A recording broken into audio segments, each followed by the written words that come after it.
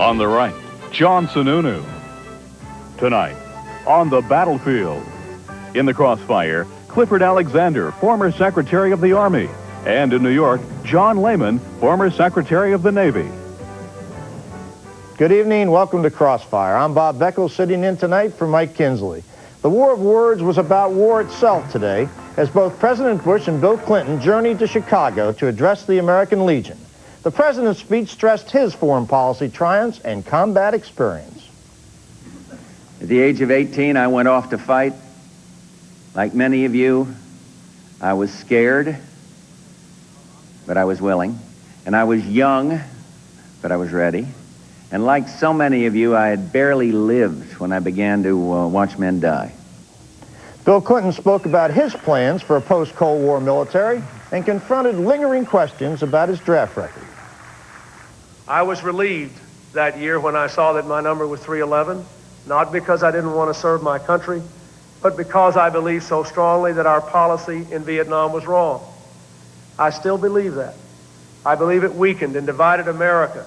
If any of you here choose to vote against me because of what happened 23 years ago, that is your right as an American citizen, and I respect it.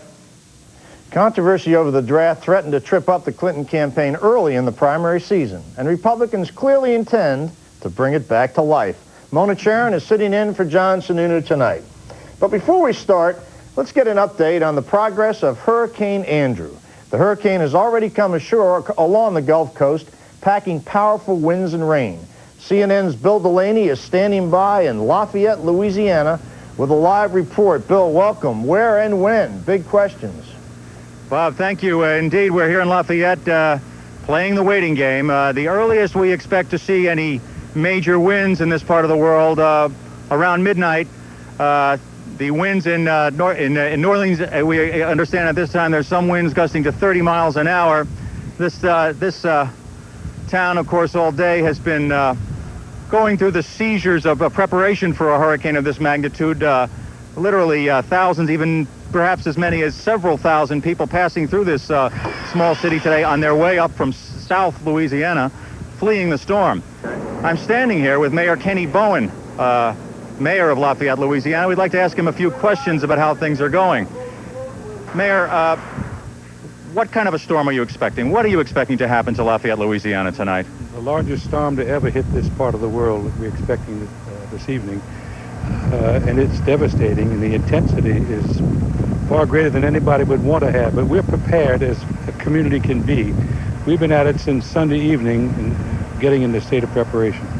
Were you thrown off at all by some of the early predictions that the storm might be whacking New Orleans a little bit more than this part of the world? Yes, I would.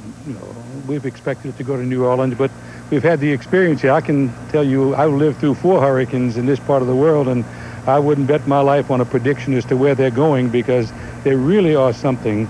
But this is a devastating natural disaster. The winds, the intensity of the winds, and we have a utility system which is the power producing, and so we're looking for outages, and we're asking people to help, and they've been very cooperative in preparation for this storm. What do you expect this storm, what is the greatest danger from this storm? What do you expect it to do at its worst to your city? Well, we don't think that there's any great danger if people will stay inside to human life. We're not anticipating any of that disastrous type effects, but damage to property, the outage of a utility system, there should be some water with the heavy deluge. Torrential rains are the descriptions that they're suggesting we can look forward to. And I hope it will get over quickly so we can get down to the task of taking care of getting back to a normal state. But our people have done a real great job, Bill, in preparing for what we have in the next 3 or 4 hours. And so, but I'm satisfied that what we can do, we're prepared to do. Mayor Kenny Bowen of Lafayette, Louisiana, thank you very much indeed. We will be monitoring this storm throughout the night here in Lafayette. Back to you, Bob. Okay, Bill, stay out of harm's way, will you? Listen, tonight, all night long, CNN will be bringing you updates on Hurricane Andrew, and at the top of the hour. Stay tuned. But now, back to the Crossfire and Mona Charen. Mona? Mr. Alexander, is it your position that despite instability in Russia, the continuing threat of nuclear proliferation around the world, and other threats to our security, that we should entrust our armed forces to somebody who has never commanded anything larger than the Arkansas National Guard and who evaded the draft himself? Well, I think your assumptions are incorrect, Mona, but let's start with the fact of being drafted to serve in combat. If you have that as a criteria for being a president in America, that eliminates all women from possibly being president, because by law they can't be in combat. It also eliminates probably another quarter of the population, minorities, who couldn't serve either. Now, on the other point, did he evade the draft? I don't think he evaded the draft. That is a question for anybody to answer as a responsible citizen. Now, with the threats today, the National Guard has played a vital role in every war the United States has been involved in. The National Guard is serving us very well at the present time. So denigration of the National Guard is not in keeping with the Chief Executive or the Vice President of the United States. They ought to know better, because in fact the National Guard plays during wartime and during civilian disasters such as today an extraordinarily important role. I would also add to that those people are much better trained than many of the active duty people. And so anybody who does that ought to do it and know the facts. And the facts are they're insulting people who've done a great deal for this country. So you're saying that he did not evade the draft? Is that your position? Well, he didn't get called for the draft, no. Well, that's right. He did get called. He got a draft notice. Yes, and my position is for him to answer. He said it, I think, today. If it is an issue of conscience for someone to vote against him on those grounds, they have the right to do it as individuals. Okay, let me bring John Lehman in. John, this clearly has become a very political issue. I mean, the Republicans are opening up a line of attack on Bill Clinton because he avoided the draft. Now, Dan Quayle avoided the draft by serving in a very powerful role as a publicist for the Indiana National Guard, truly a way to get yourself some knowledge as Commander-in-Chief. A number of other people did. In fact, the Secretary of Defense, Dick Cheney, never served. Roosevelt never served, took us into war. A number of people never served, became great commanders-in-chief. Isn't this pure bunk politics? Well, first of all, I think there are two issues that are important here. One, I think, is a red herring, and the other is a genuine issue. Bill Clinton's never had any military experience at all. He raised the issue of Franklin Roosevelt. Franklin Roosevelt served for 8 straight years as really the acting Secretary of the Navy under President Wilson. And as Cliff knows, when you're immersed as Secretary of the Army or Navy, you get an understanding and an exposure to pressure that is invaluable as a commander-in-chief. I think the other issue of Bill Clinton avoiding the draft is kind of a red herring. I served in Vietnam. I served in combat as a reservist. I don't feel any resentment about Bill Clinton. I think the issue is he avoided or missed the opportunity to prove himself under fire, which George Bush didn't miss and did prove himself in combat. And well, we know he's been tested. I would say that today is the time that George Bush can prove himself. Today we have a natural disaster. When we had Mount St. Helens, within 2 hours of that, I was on a plane with President Carter, Cecil Andrus, the head of Interior, going out there to see to it Bush has been there. He was there in Miami last night. He was there and he was out of there. The President of the United States was there for over a day supervising what was taking place. We have a huge natural disaster in this country that would require, it would seem to me, secretaries of defense, secretaries, if I may finish, of HHS, secretaries of Interior, doing something about helping the people there. Right. That is the job of a commander. Well, so the proof of the pudding is today, George Bush isn't being a very good commander. Isn't that handling a domestic emergency, though? And there are always going to be fires and floods. I would say but we're concerned about whether Bill Clinton is important as a foreign emergency. That may be true, but today we're for the people that who may live be true, but we're talking about foreign policy in Alabama, in Texas, that's fine, and in Florida. That's absolutely true at the moment. Yeah. Yes, and but we're talking about the moment. We're talking about. You're talking about what's more pressing, and I'm talking about what's more important down the road, I'm right? not talking about theoretically what ought to take place. Why don't I ask you another question about Mr. Clinton, because he's a great fan of John F. Kennedy, and yet he hasn't really been a profile of courage himself in positioning himself on the Gulf War. He's really been sort of right there on the fence, trying to find the politically viable, if you will, position to take. And George Bush quoted him, I think, to devastating effect in his acceptance speech in Houston, saying, I would have voted with the majority, but I agreed with the arguments of the minority. How do you handle that? You got him. Yeah, I think you got him. dead to rights. It was a bad war. I don't think he should have been on that side of it. I happen to disagree with him. But most voters would rather have that kind of position than the macho position of George Bush, where we have already a president who has backed the Iraqis, put them in power, tried to do all he could up to the last minute to keep them in power, then went into the war, or a collection of POWs, which indeed was what that war was, and engaged in a lot of chest beating. Okay. This country and the world doesn't need that today. All right, we're going to get into that some more. When we come back, we'll find out who would call the shots in a Clinton Pentagon.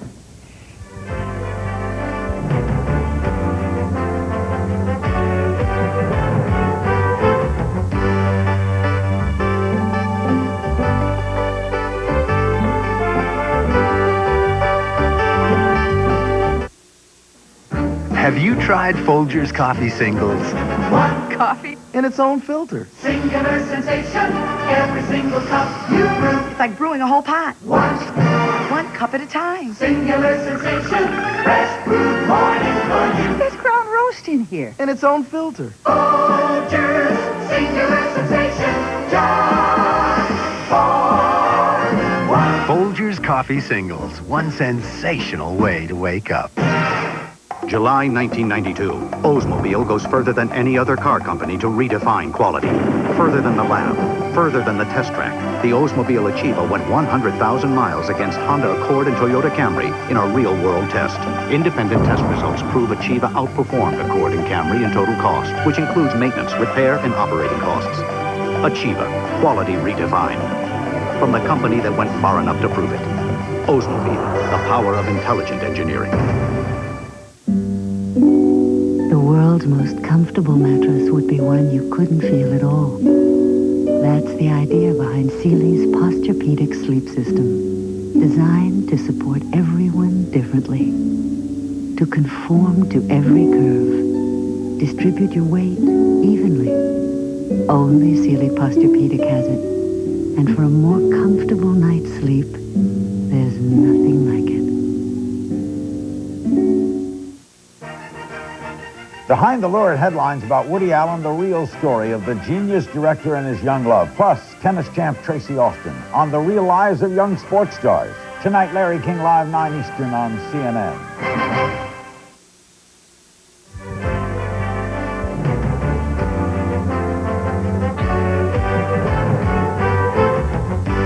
Welcome back. We're talking about foreign policy and the presidential candidates with John Lehman, former Secretary of the Navy in the Reagan administration, and Clifford Alexander, former Secretary of the Army under Jimmy Carter. Bob? John Lehman, let me bring you back in here. What it's been said about George Bush that he's had an enormous amount of experience in foreign policy. He was indeed a Cold War president, the last Cold War president we'll probably ever see.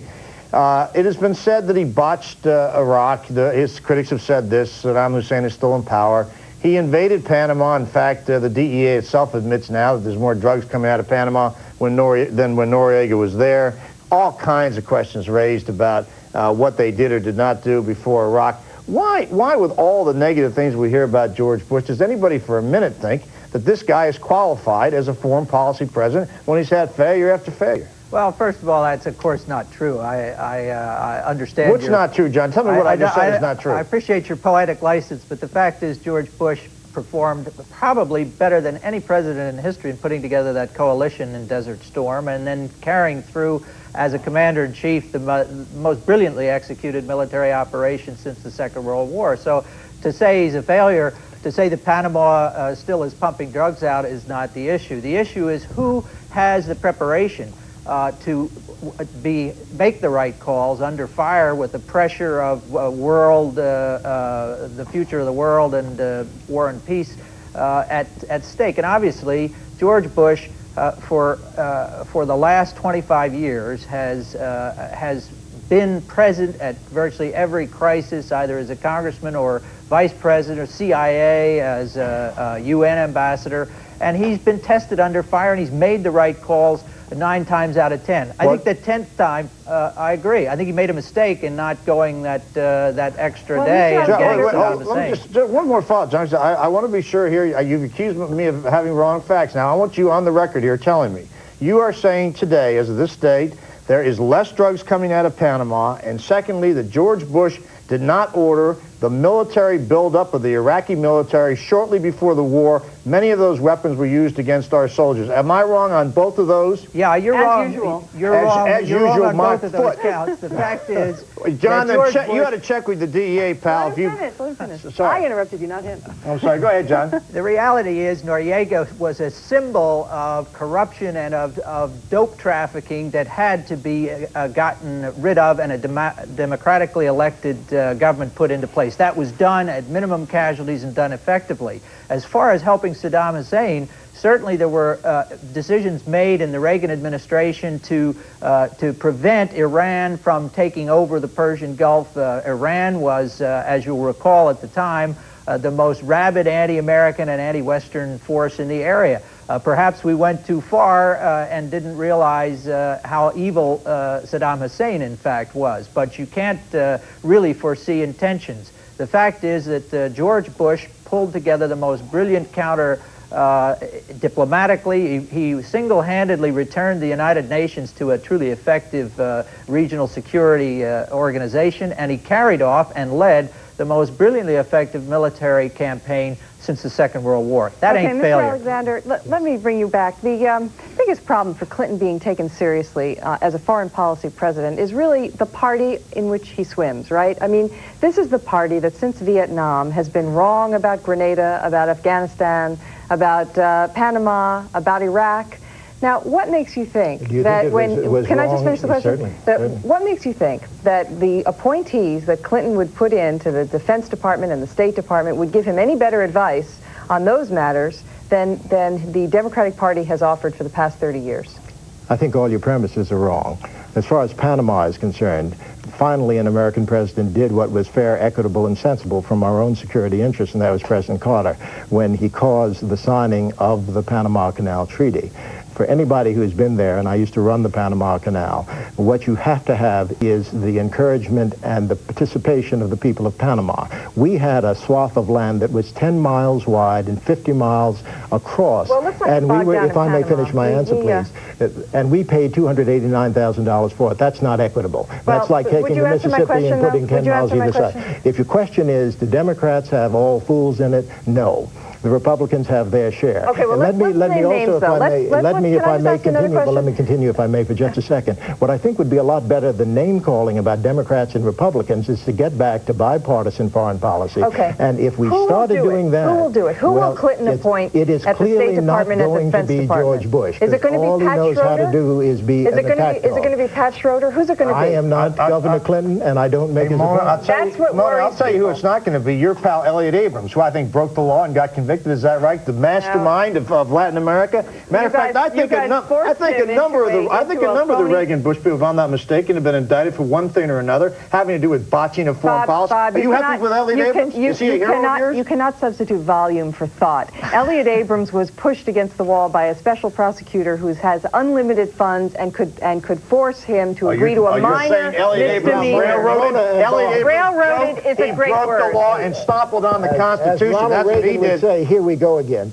Let's stop being personal. Let's talk about what are the issues. The major issue today that neither Democrat nor Republican is engaged in is the issue of really determining what is the economic threat to us and the security threat. Nobody's done that. So we don't have a logical discussion of how we ought to form our defense in this country today. Now, both the Democratic parties and the Republican parties are guilty of that. And until we do that, I can't tell you how big the defense budget ought to be, nor can the Republicans, nor can anybody else. Okay, on that note, when we come back, we're going to talk about what the New World Order looks like and what really is national security.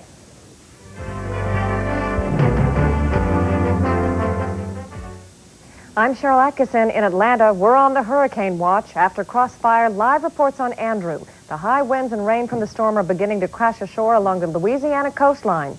We'll also show you the damage left behind in Florida and tell what you can do to help those who lost everything. Prime News is at the top of the hour. I was seeing my parents off, and I realized... Dad, what do you got in here? Gardening equipment? They've planned their retirement for a long time. Common sense says the time to plan for your future is today. One day, it's going to be our turn. And Fidelity Investments, America's largest mutual fund company, can help you begin. Debbie? One day, Jeff sat down to figure out how much we'll have for retirement. How's it going, Einstein? Very funny. Take a look at I this. thought we were doing a pretty good job.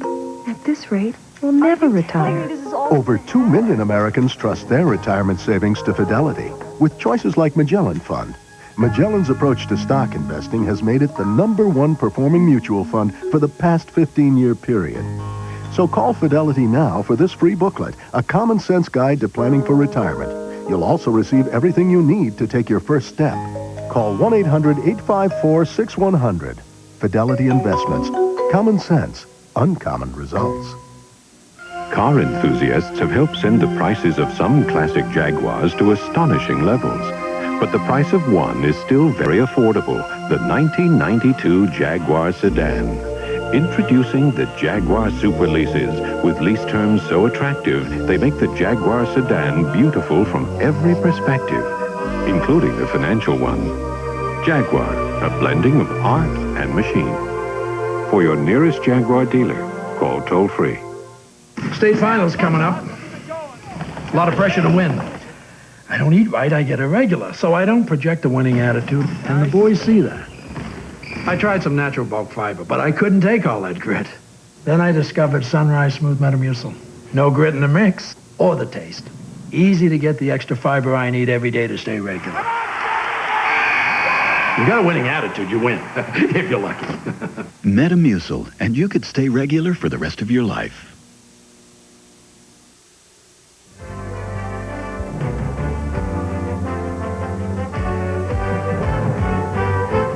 Welcome back. Go to John Lehman in New York. John, it has been said now that the national security of the United States is interwoven now with our own economic security as we look towards the end of the 90s and the next millennium. Because of our terrible deficits and all the problems we've got economically, do you really think that the next commander-in-chief ought not be very well versed in the economy as in combat, and therefore is George Bush really suited for that job?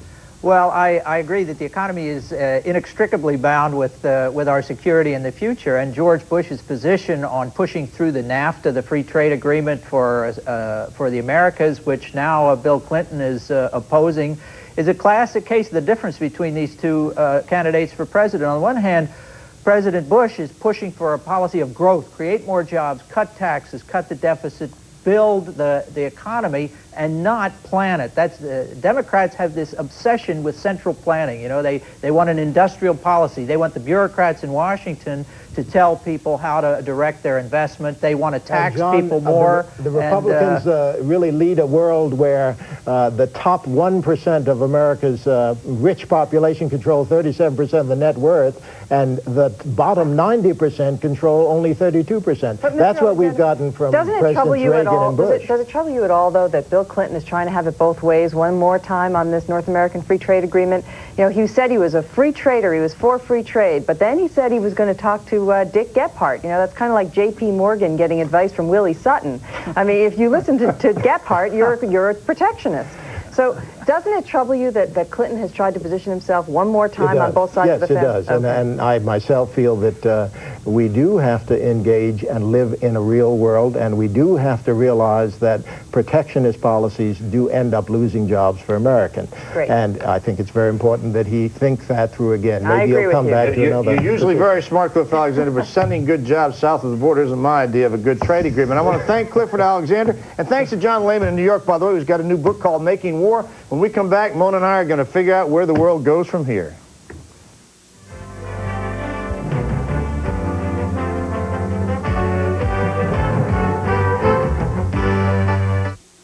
I see many things. Some companies go to great lengths to try to predict the future. I see a ray of sunshine through a thick fog. But the only way to succeed is to prepare for whatever the future brings. That's why Georgia Pacific has become a low-cost producer of wood products, pulp, and paper. It's how Georgia Pacific prospers in good times or not so good times. Because if you don't plan for the future today, you just might not be around tomorrow. When a muffler goes, some people look for a cheap replacement. They think it costs less.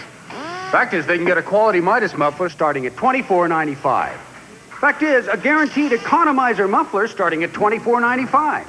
Fact is, installed by experts starting at $24.95. So when somebody says they have a cheaper muffler than Midas, they're right. When they say they're better, fact is they're wrong. Don't believe anybody ever beats Midas.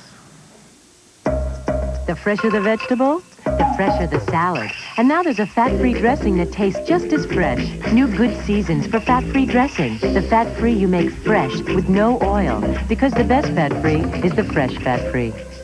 We've just discovered an artifact used by Columbus himself on board the Lehman. That's a mug from Long John Silver's. Just 99 cents with any meal. I have a complete set. We just discovered a complete set of artifacts. Go fish, Long John Silver's. Tonight, choking America's crops, the rural farmer and his new fight against big city smog. An Earth Matters series on air pollution continues on Prime News. Tonight, 8 Eastern on CNN.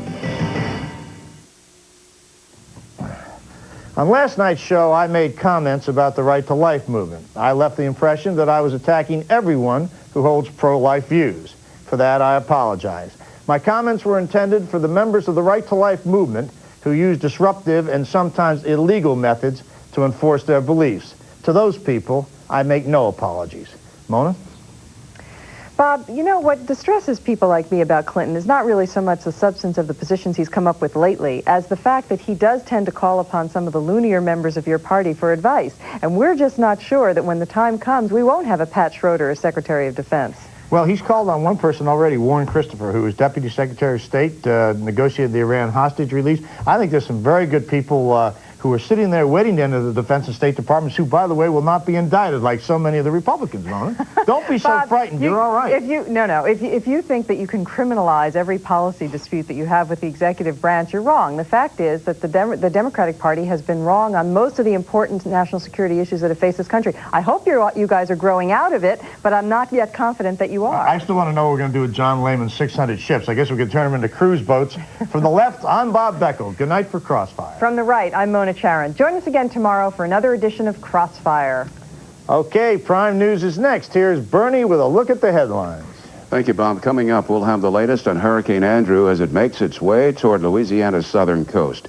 Even though there are a few stubborn holdouts, millions of people have packed up and are long gone. They've seen what Andrew did to Florida, where many have headed back to devastated areas to sort through the muddy rubble. Prime News is next.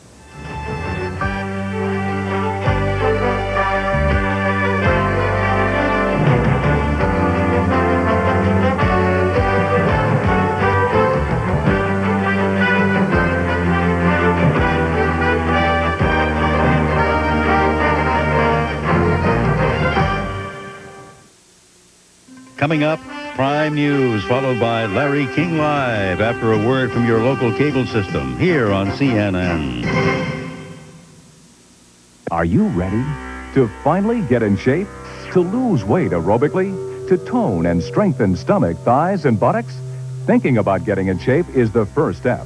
The next step is easy. Fitness Effects presents Easy Step. Experts agree stair climbing provides a superior aerobic workout. Now you can enjoy the benefits of stair climbing in the comfort of your own home. And it's so easy. If you can walk, you can easy step. Just step on the slip-resistant foot plates and step, step, step to a fitter, trimmer you. Just 20 minutes 3 times a week and you'll burn maximum calories in minimum time. Step by step, you firm and shape buttocks, thighs, and calves. Most expensive stair climbers only work muscles from the waist down. Easy Step's unique free step-in system adds an upper body workout to strengthen and tone all major muscle groups. Easy Step helps improve coordination and balance while providing an excellent cardiovascular workout. There's no assembly required. You set the pace and achieve your personal goals as you step away stress and calories. The hydraulic resistance system gently cushions each step while providing just the right amount of resistance. Easy Step folds down to an incredible 4 inches to conveniently slip out of sight. And it's so portable and compact, you can Easy Step anytime, anywhere. With all-steel construction, Easy Step is engineered to last and comes complete with an amazing 5-year warranty. Best of all, unlike this $1,000 monster, Easy Step can be yours for 3 easy...